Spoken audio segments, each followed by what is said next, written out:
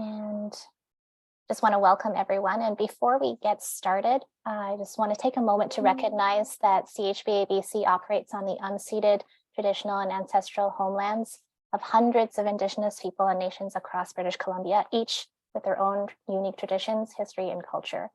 Thank you for joining us for today's information session about the National Building Code Public Review. We're really grateful to have staff from the Building and Safety Standards branch with us to present this information. So we have here today Junichi Jensen, Director of Codes and Standards, as well as Andy Chase, Team Lead for Building Codes and Standards. And just as a little reminder for everyone, we will be sharing a copy of the presentation and recording following this session, as well as some links to how to participate in the public review as well. And with that, I'm just going to pass it on to Junichi. Okay, thanks, Pauline. Thanks for the territorial recognition as well, and thanks for having us, and thanks to everyone for joining us today. So I guess firstly, I'll just tell you folks who I am and who we are and what we do. So my name is Junichi Jensen, as mentioned. I'm the Director of Codes and Standards with the province of BC's Building and Safety Standards branch. So if any of you are like me about 15 years ago, you may not know who we are and what we do. I used to work in the trades as a red seal carpenter. And when I got this job, I actually had no idea who this office was. So we are the branch of government that adopts the BC Building, Plumbing, and Fire Codes. So included in that is also the National Energy Code for Buildings, which we adopt. We're also responsible for regulations under the Safety Standards Act and the Act itself. And so we adopt things like the Electrical Code, the Elevator Code, amusement rides and devices codes, gas safety regulation, all that kind of stuff is all done through our branch. And in terms of building codes, the building code is as folks might know, primarily adopted from a model national building code. And so there's a national building, fire, energy, and plumbing code, all of which we adopt here in BC. And part of our role here at the branch is to participate in the development of those national codes. And so several of us at the branch sit on national committees that help develop various parts of the building codes and fire code, as well as the energy code, in fact.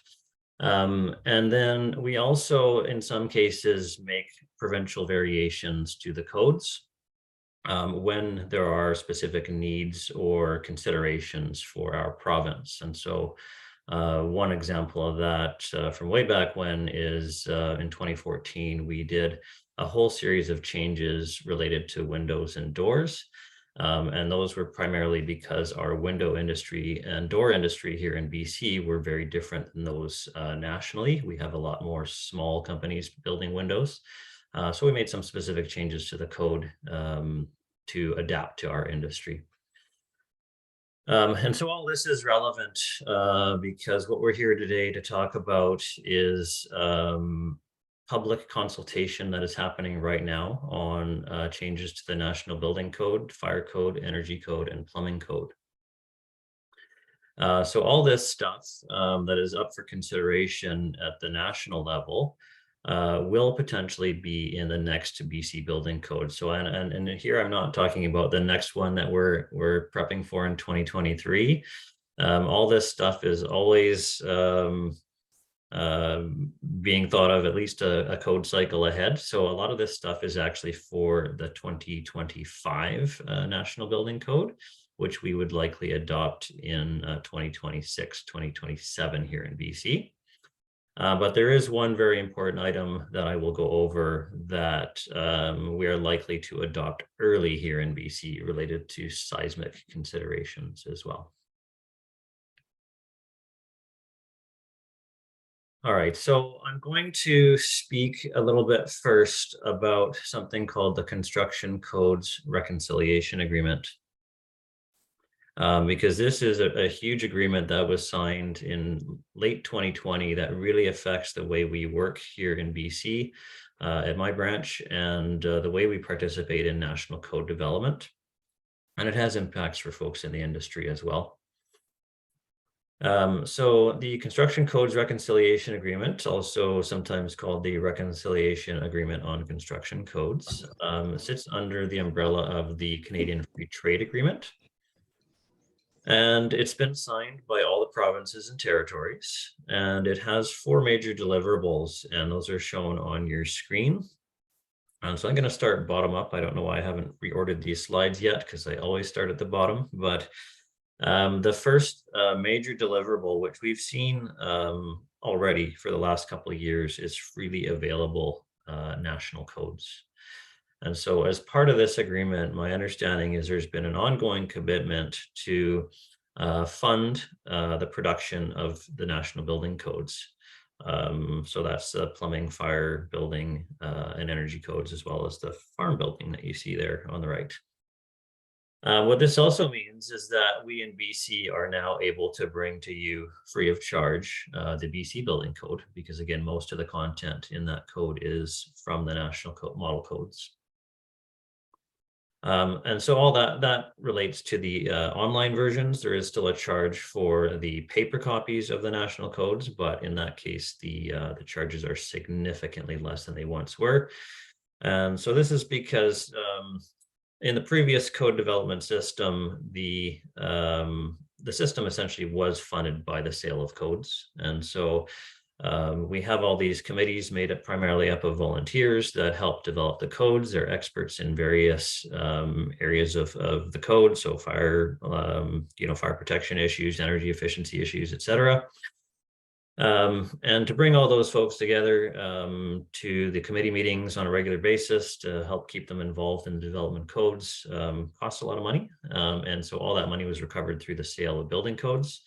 Now that there is an ongoing funding agreement through the federal government, there's no need to sell the codes to recover those funds anymore. So my understanding is that will be available from here on in, free national building codes, and that will permit us as well to keep our BC code free. The second from the bottom is the transformed systems. And so I did just talk a little bit about the way codes are developed through national committees. The big transformation, though, that is happening is the system that we have had for the last 30 years is made up of a council or a committee called the Canadian Commission on Building and Fire Codes, and they are the primary decision makers in the code development system, at least for the national codes. There is a group called PTPAC, the Provincial Territorial Policy Advisory Committee on Codes, made up of folks like my executive director of the branch, Zachary May, and it's all the provincial building code folks, and they provide currently advice into the code development system, but they're not the decision makers for the national building code. However, when it comes time to adopt the National Building Code into the provincial laws, because the National Building Code has no force of law unless it's adopted by a province, those provincial representatives do become the primary decision makers in the code system, right? And so that's why we have, as an example, the Windows variation that I mentioned, because our minister and through our branch has authority to make changes and adopt codes here in BC. So the big change that is happening is that those provincial decision makers who only previously had control over the provincial codes will now also be decision makers for the national code development system, which means they'll be better positioned to bring provincial priorities to that table for discussion and ensure that those provincial priorities are reflected in the national codes, which theoretically will lead to more harmonized codes across the provinces and territories, less need for variations because our provincial priorities have been considered in the development of the codes already. So that's the big shift. And folks like myself and Andy have been involved in committees for the last couple of years trying to implement this new system and figure out how this new system is going to look and how it's going to work. And in fact, last week, we just had the final meeting of the old Canadian Commission on Building and Fire Codes. and the inaugural meeting of the new Canadian Board on Harmonized Construction Codes. So the torch has been passed. The new code development system is in play, and we are currently, I guess I should say, we'll continue to work with our partners like CHBA, like Engineers and Geoscientists BC, Architects Institute of BC, the Building Officials Association of BC, and others. We'll continue to work very closely with those parties to ensure that industry interests are also represented at the new National Code Development System. There is still an opportunity to participate directly as well. There's an advisory council that is being formed, and so CHBA Canada is part of that advisory council. And as well, there's still opportunity for individuals to participate on the technical committees, what are called the standing committees. And so there's various standing committees that deal with all the different topic areas in the code. And folks can still apply through the National Research Council to be members on those committees. So working my way up the list, we also have the promise of timely adoption of codes. This one is not as much an issue here in BC, as we do typically adopt the national codes within 2 or 3 years of their publication.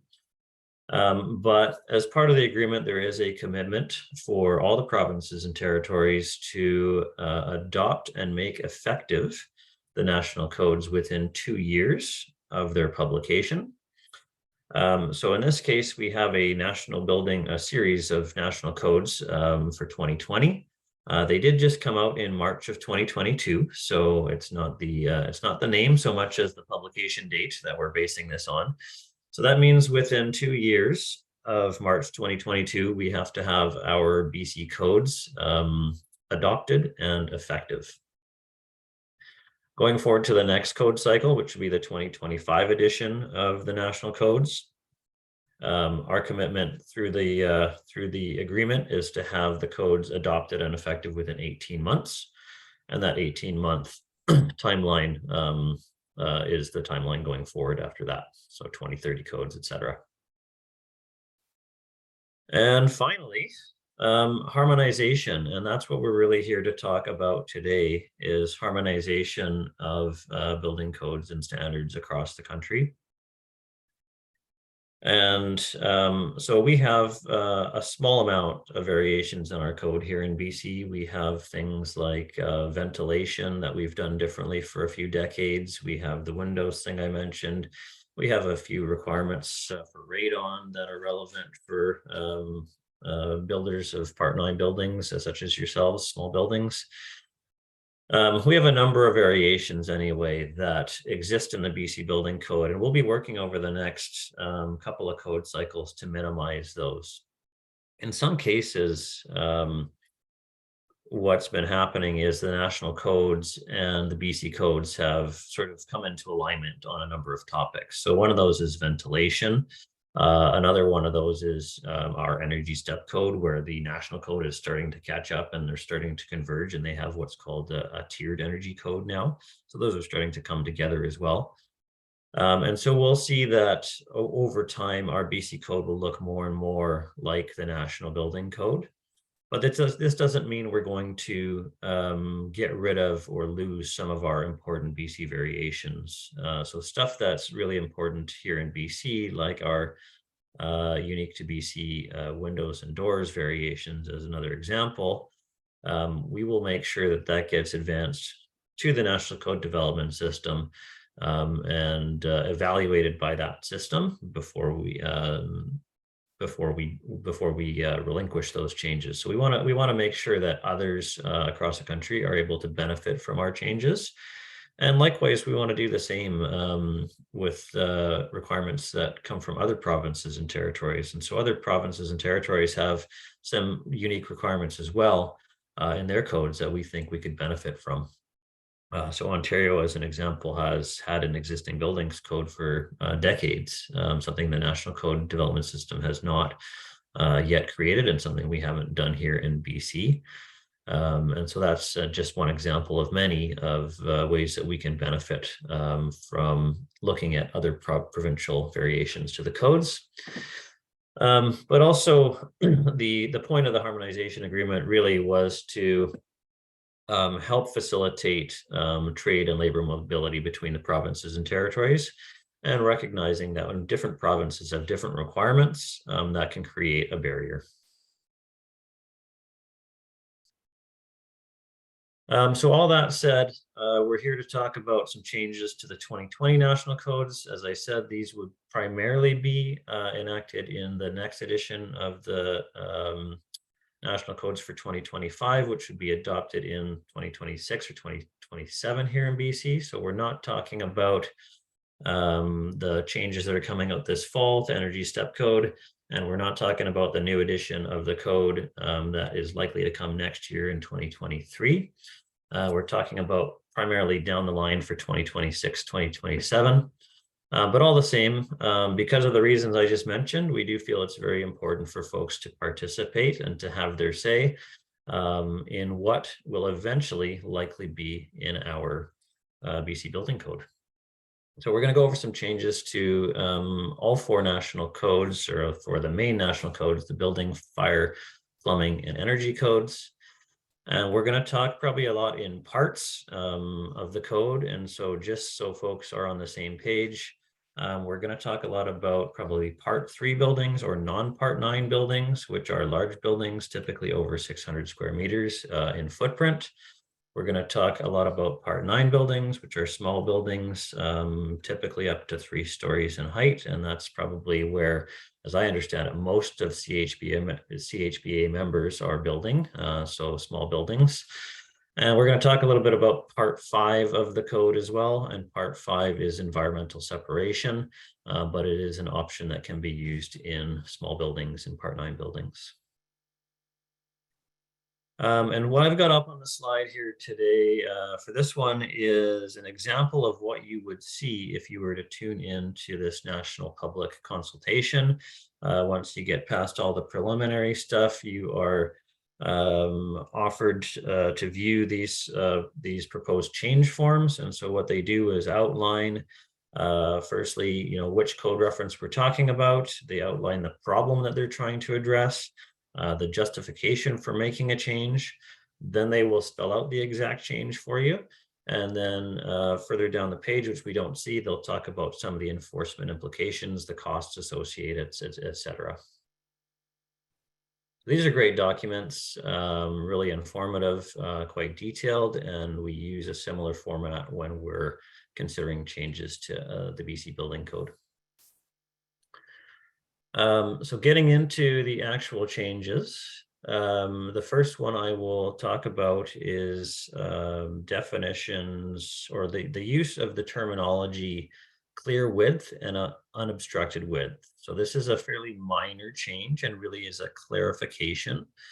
But we do get this here and there where we find sometimes the code will use similar but slightly different terms throughout. And sometimes it doesn't always use those terms consistently, which can cause confusion for code users. So in this case, it's the terms clear width and unobstructed width. And clear width, as you can see in the diagram there, is intended to be measured from a line tangent to horizontal protrusions. I'm obviously reading that, such as handrails.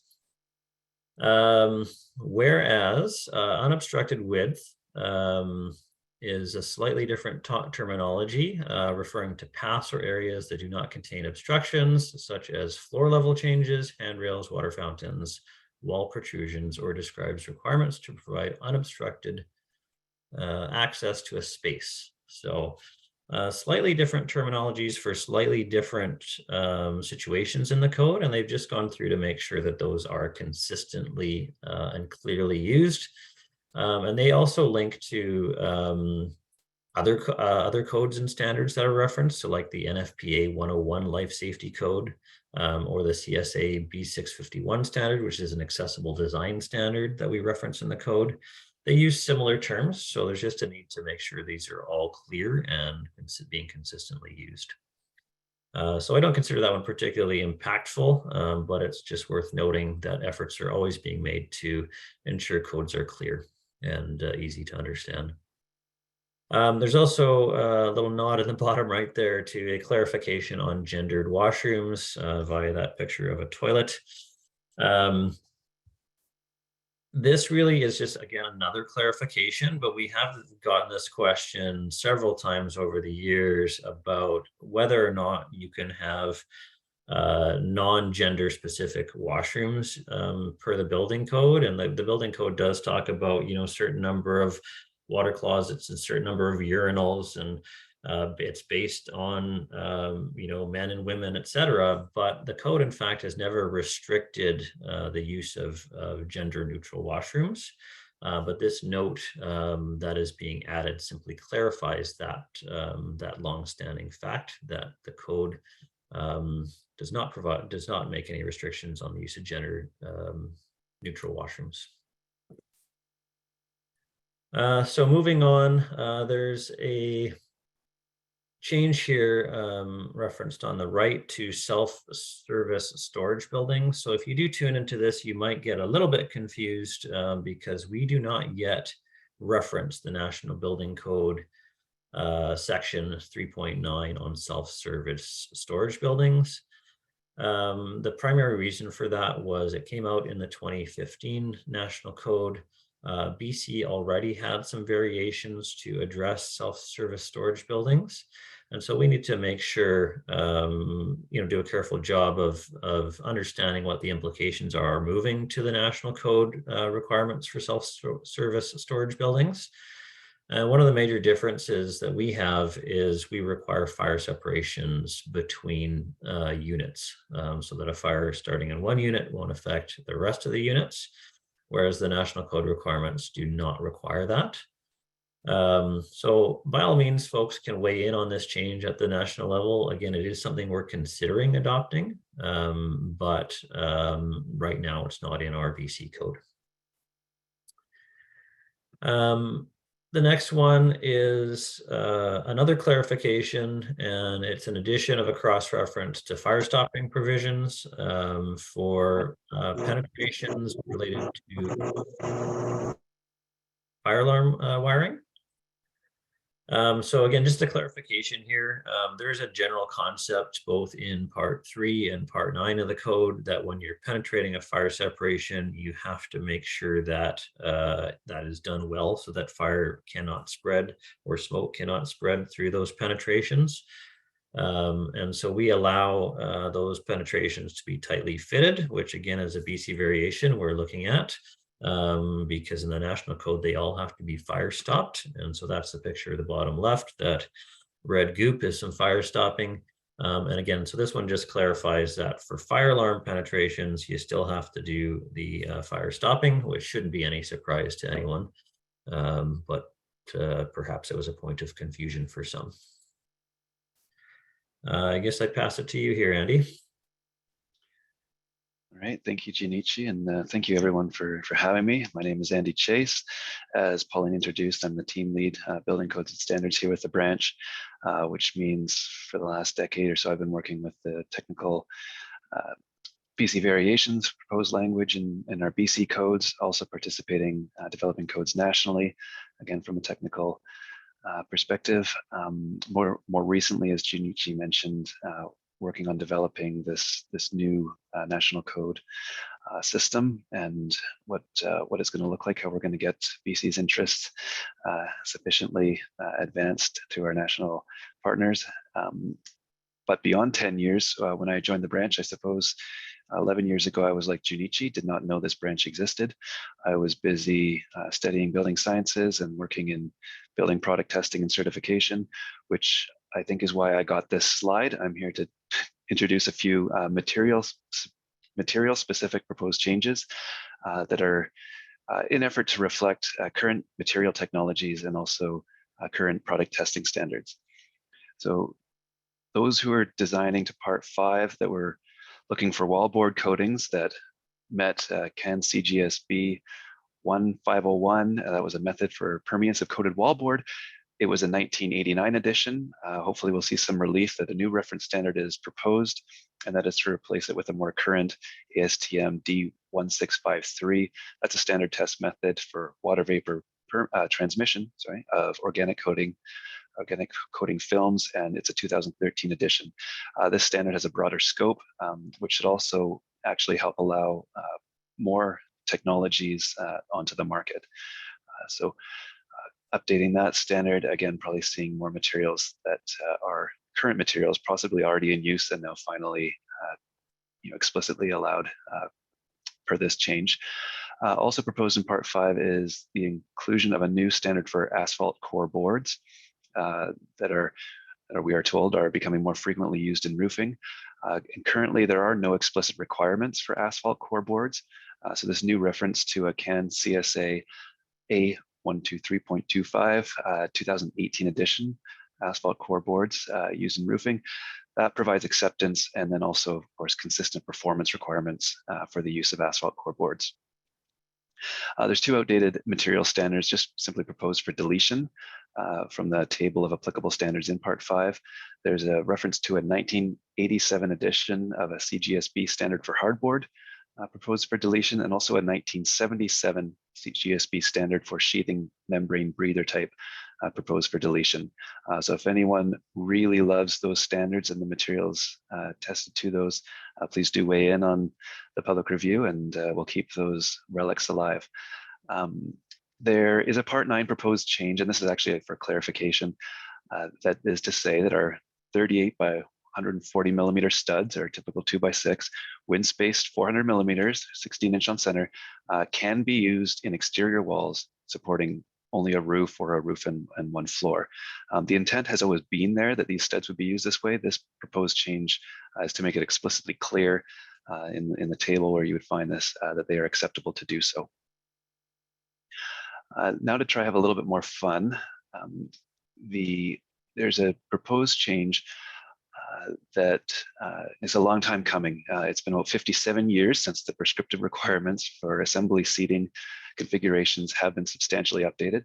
There was a transitory solution that some might remember in the 2010 edition. Again, this is assembly occupancies, so I'm not sure how many members are involved in these, but just to introduce nonetheless, in the 2010 edition of the National Building Code, which was then appeared in our 2012 edition of the BC Building Code, we would start pointing to individual provisions of the NFPA 101 Life Safety Code. NFPA 101 is actually based on some Canadian research. However, there are some differences in detail and terminology between NFPA 101 and the national codes. So either by alternative solution or individual provisions, there was some concern, some confusion and difficulty in enforcement of those. So this proposed change coming updates the requirements for seating configurations, aisles, guards within the National Building Code, rather than pointing to the NFPA 101 standard. So these changes are to reflect up-to-date designs in coordination with other provisions of the National Building Code and National Fire Codes to address those concerns of confusion.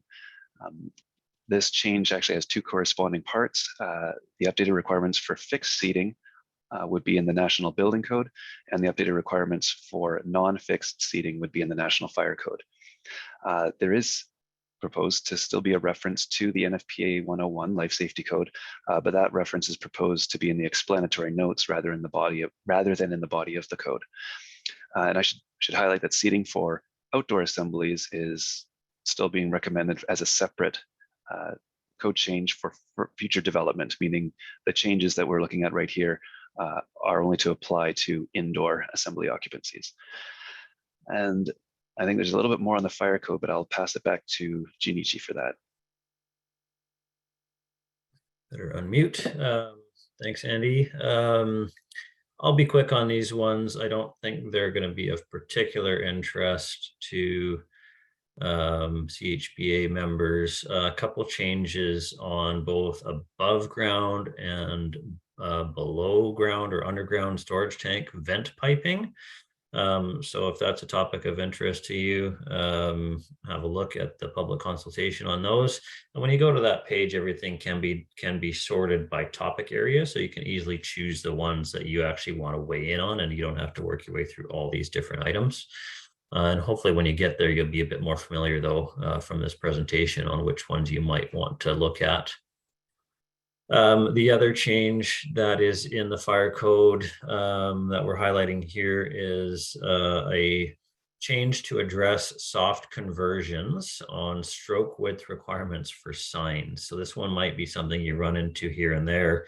And in fact, it's an issue throughout the code because our codes are primarily, they're written in metric, but our building products they tend to be in imperial because we get a lot of them from the US market. This issue of conversion can be problematic.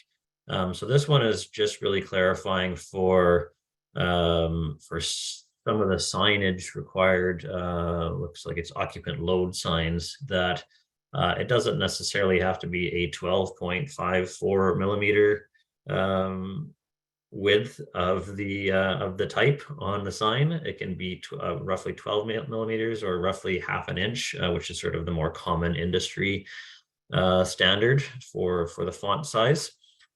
But again, this is something that can be problematic throughout our code. As folks know, we refer to things like Andy just referred to 140 by I can't even remember the number for a 2x6. Yeah, good to see they're clarifying some of these issues where there's a bit of a conversion issue. So I think this is going to be a highlight here for CHBA members because I know we get a ton of questions about this and a lot of them in a Part 9 or small buildings context, and this one's a long time coming. The picture that you're seeing is highlighting that space underneath the guard on your stairs. And so folks will know right now there's a requirement in the code. It's very specific. When you're looking at that spacing of the upright pickets in the guard, the spacing can be no more than 100 millimeters. Yeah, 100 millimeters, which is roughly 4 inches, not exactly, but roughly 4 inches. And it's been quite unclear as to whether or not that spacing requirement applied in that little triangular area that is shown underneath the guard. And so what this particular change does is actually provides a unique dimension of 150 millimeters for that space underneath the guard. So acknowledging it is a different situation, probably less likely for somebody to poke their head through there or to fall through there. Slightly larger dimension of 150 millimeter. The way they do it is they talk about a sphere passing through that space. So that's the way we do it for guards, and that's the way they're going to do it for this triangular space at the bottom. Some of the other codes use an elliptical shape of 208 by 130 millimeters. We're going to be using the spherical dimension of 150 millimeters, roughly 6 inches, but not exactly. So.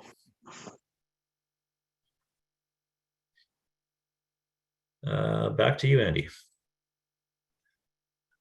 I think here's an accessibility related proposal, and that is that when used, tactile direction indicators would conform to an industry standard. The proposed change does not require the use of tactile direction indicators, nor does it limit the use of tactile direction indicators. It only aims for consistency in their design and installation when provided. So tactile direction indicators are detectable surfaces by foot or cane intended for people with vision loss in order to facilitate wayfinding. The CSA B651 Accessible Design for the Built Environment standard does contain design requirements for these tactile direction indicators. And that standard, the CSA B651, is proposed to be the one referenced for the design of these when used. I want to point out these are different indicators from tactile attention indicators, or actually, as we've called them in the British Columbia Building Code, tactile walking surface indicators. Those are to notify people that a stair or drop-off is nearby. So tactile direction indicators are installed along a route of travel and are intended to be followed versus a warning to stop. So a little difference in there. New, we can see in the designs here, these are continuous path, elongated markings that are meant to be followed versus a warning to stop. And I think we jump back, Junichi, to you for another slide. There we go. Sounds good. And I guess while we're on that note, I will flag that if you visit our website, and Pauline will provide that link after the fact, that brings you to our website, which in turn brings you to this national public consultation. But also up on our website right now is a consultation for Accessibility Standards Canada's public consultation on their new built environment standard. And so that's something else that we're considering for adoption in the new BC Building Code. And in fact, that one would be for the 2023 Building Code that I spoke about earlier. We have a mandate right now to make new buildings more accessible for all people in the next edition of the BC Building Code. So again, that's the 2023 version. And that public review for Accessibility Standards Canada's new built environment standard is being considered for the 2023 edition of the codes. Yeah, so that's another one that folks might want to have a look at. So here is back to our national building code public review. This is actually a slide that you will not see, or a topic you will not see in the current national online public review. But I've included it here because I think it is one of the more or most important ones for folks building small buildings in BC, because it does relate to lateral loads or seismic resistance of buildings in Part 9. And so this will be up for public consultation likely in the spring through the national building code process. And so folks may be interested to weigh in at that time. And what this does is essentially, I think folks probably know this, but I'll review it. In the back of the code, we have an Appendix C. And in that appendix to the code, it defines what your climatic conditions are, but more importantly for this discussion, defines what your earthquake risk is. And based on that, you have certain requirements within the code in Part 9 on how you build your building. And so those numbers have shifted again. Our knowledge of earthquake risk has changed. And so the tables have been updated to reflect that newer knowledge about seismic risk here in BC. We in BC, your Building and Safety Standards branch, have fought very hard to ensure that these changes don't mean every building has to go to an engineer for design. So they have included some updated design requirements for small buildings in Part 9 that can be used for that seismic design. For the rest of the provinces and territories, this is also important because it's going to be the first time that they deal with lateral loads at all. In a lot of places, there are some high wind loads. In a lot of places, they don't even use wood sheathing on their buildings. And so you can get some severe racking, or in some cases, structural collapse from wind.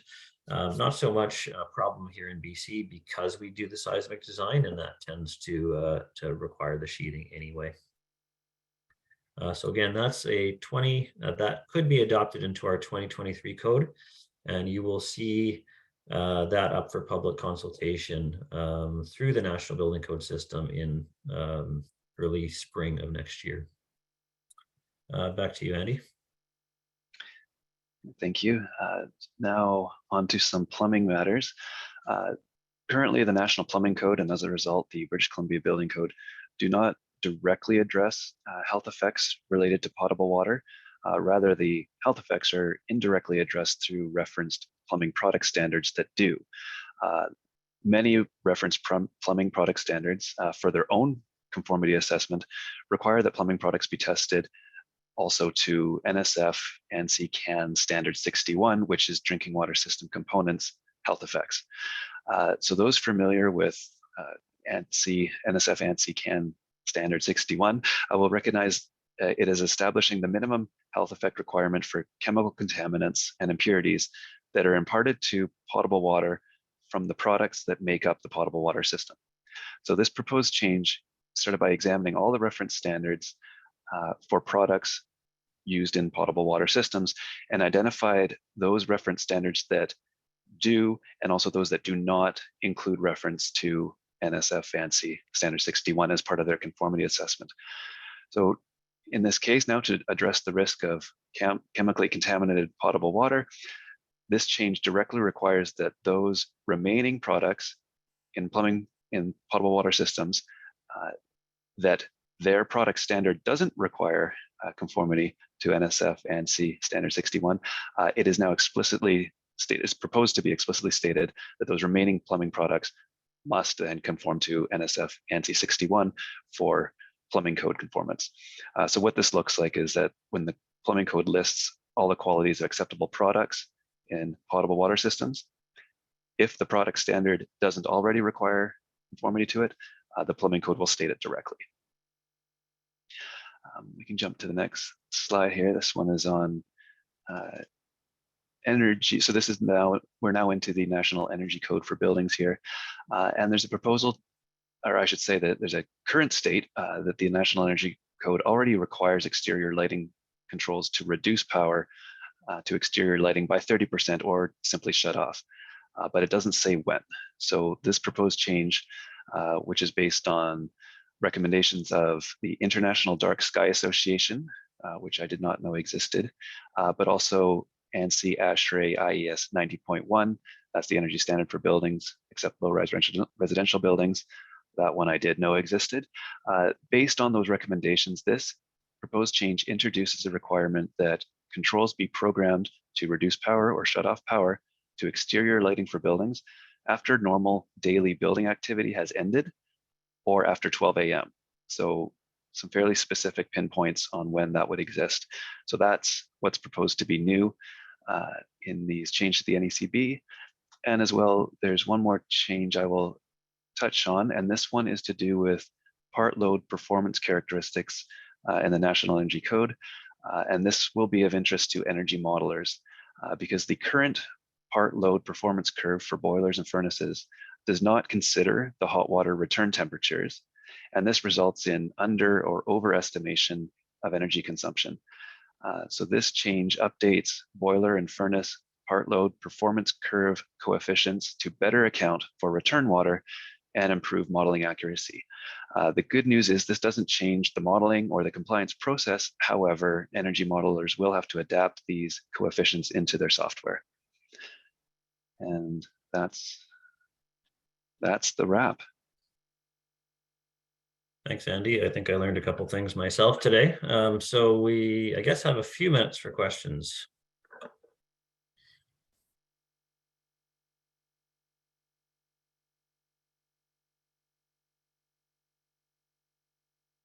You're welcome to raise your hand or enter your question into the chat. Maybe I'll start with asking a question to the group. If anyone is currently using vapor barrier paint on their drywall, because the standard that Andy has referenced will probably be a beneficial one, I think. We've had comments from certain technical committee members in the past that were using vapor barrier paint on drywall, and they were not able to comply with the current CHBA standard because it is out of date, and it is also because it's Canadian. Most of the vapor barrier paints were meeting the ASTM standard that is being proposed. And I see a hand up from Derek Venter. Hi there. Thank you, everybody.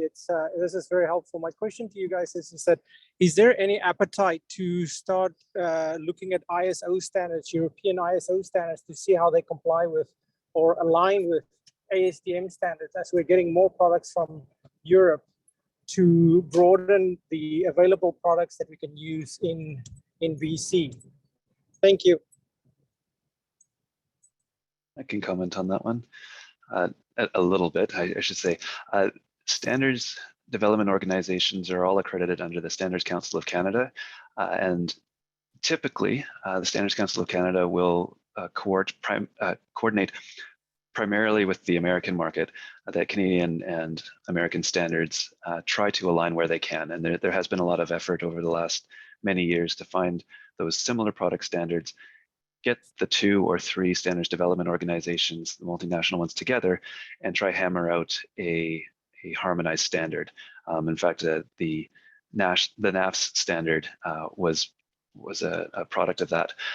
That does exist for international standards, that awareness. However, one thing that I recall from my days of testing is that the scope and application of many international standards is fundamentally different than the scope and application of more of our North American product standards.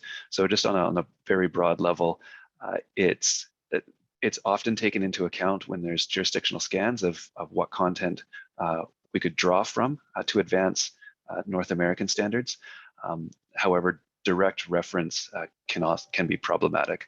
So that's just my general comment.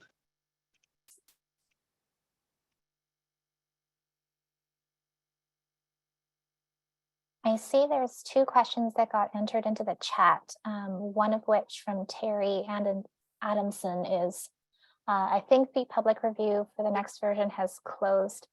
That is not correct.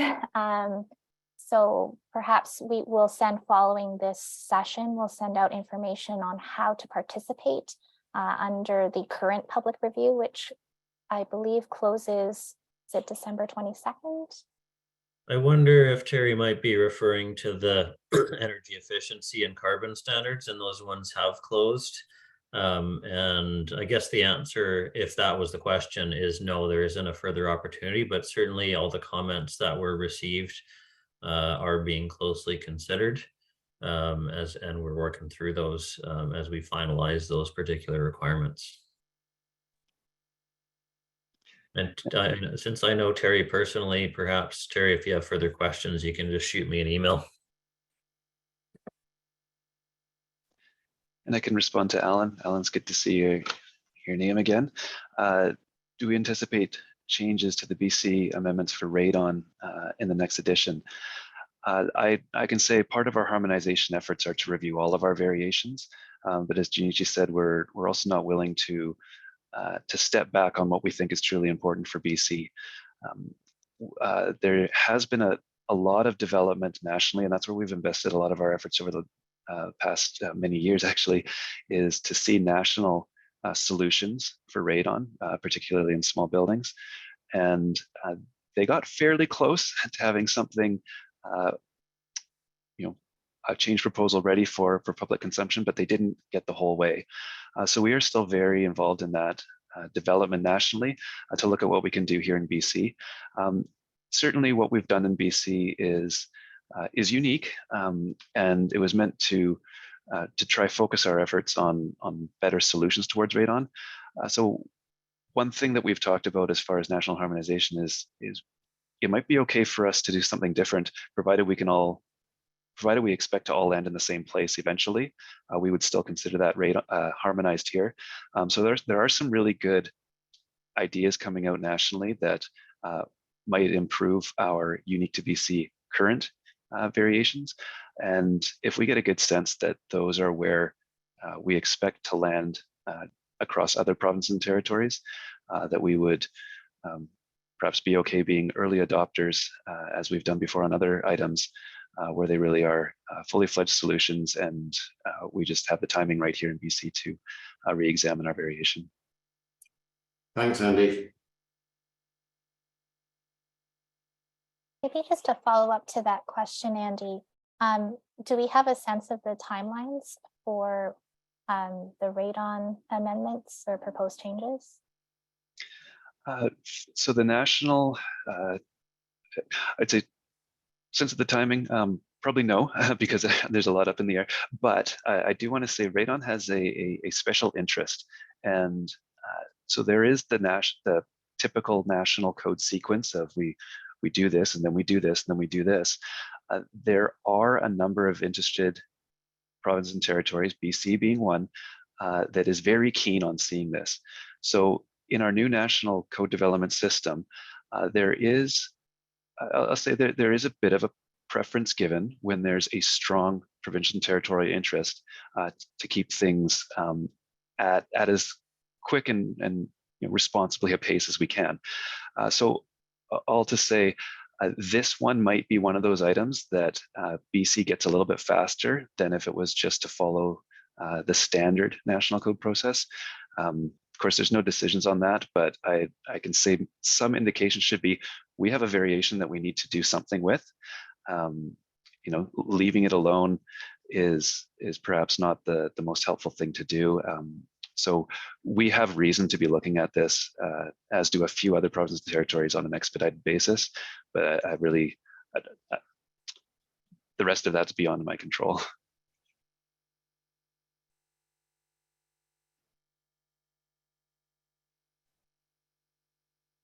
I see John Larson has a question. Do you want to just unmute and ask your question directly?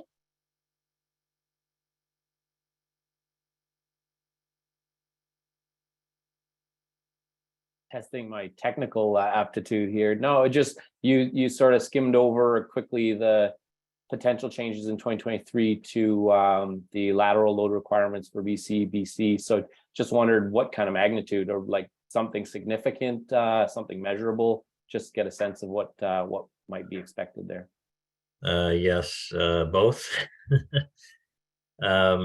So yeah, I would say it's going to be a similar magnitude to what happened last time when the numbers in the appendix got changed. There was a significant new practice developed, with the braced wall bands and the braced wall panels and that whole evaluation that you have to do in section 923 of the code. That was a big shift for our industry to have to be thoughtful and sort of evaluate your building against the seismic provisions, rather than just sort of putting up a piece of plywood here and there. Like we typically do. You actually had to sort of plan where it was going to go. And in this new code, a lot of those numbers are shifting. Some of them are shifting down, some of them are shifting up. But generally speaking, in the places where we see high seismic loads, I think they are going up. And so there's a whole new methodology being developed to address that. And in fact, there's a whole new methodology on the seismic risk factors as well, because the methodology we had was quite inaccurate. Folks will know it's just kind of done by the community level. So there's this new methodology now where you can actually pinpoint your building location and find out what your seismic risk is at that building location, rather than just like in the 100-mile radius. And so you can be much more specific in responding to it, which can definitely mean, you may not have to over design because you're within that larger community where there's a higher risk, right?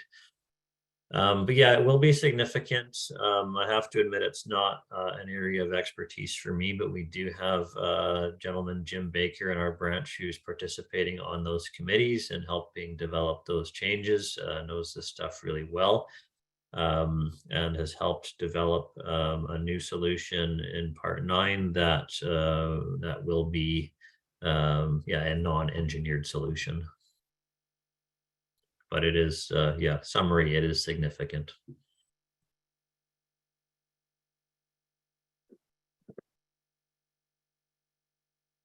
From my understanding, we have invited a representative from Canadian Wood Council as well to present specifically on the lateral load changes. So if there is interest with our membership to revisit that topic, we can schedule another information session on that.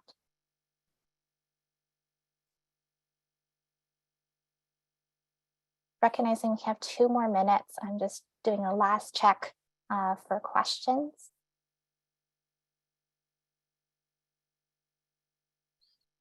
And just for our members, so CHBA BC does intend to review some specific changes that were presented today. I'm thinking open stringers for one of the examples. So we will be reviewing that under our technical research committee coming up, and likely we'll be submitting some feedback directly into the public review.